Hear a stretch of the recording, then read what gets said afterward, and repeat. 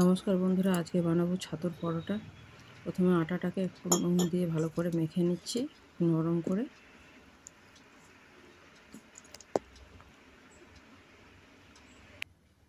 আটাটা মাখা হয়ে গেছে, এখন আটাটা ঢাকা দিয়ে রেখে দেবো।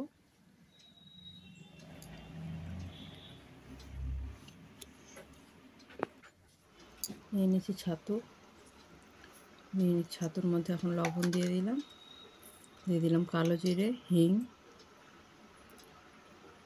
জোয়ানটা একটু ক্রাশ করে শ্রাবণ মাসে ডিমের ঝোল ফোল করবো না, করে তো জোরের উপর ভাজা করে দেবো। আচারের মশলা না থাকলে তোমরা লেবুর রসও দিতে পারো। এখন ভালো করে সবগুলোকে মাখিয়ে জল দিয়ে ভালো করে ছাতুটাকে মেখে নেব।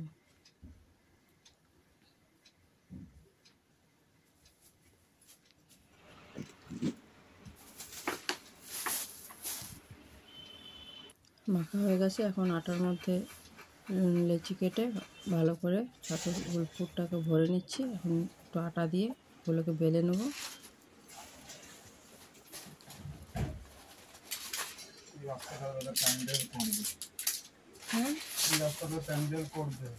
তাই নাকি? আমাদের রাস্তাতে ছাতুর পরোটা তো বেললে ফেটে যায় একটু সাধারণত, সেই জন্য হাতে করে যতটা বেলা যায় বেলে নেব। তারপর হালকা হালকা বেলে নেব। এপাশ তাওয়াতে বসিয়ে এপাশ ওপাশ উল্টিয়ে ভালো করে হালকা তেল দিয়ে ভেজে নেব।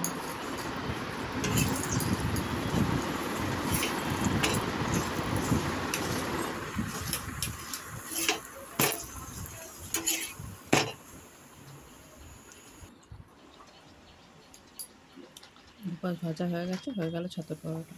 এইভাবে প্রত্যেকটা পরোটা ভেজে নেব। কেমন লাগলো তোমাদের রেসিপিটা জানিও কমেন্টে।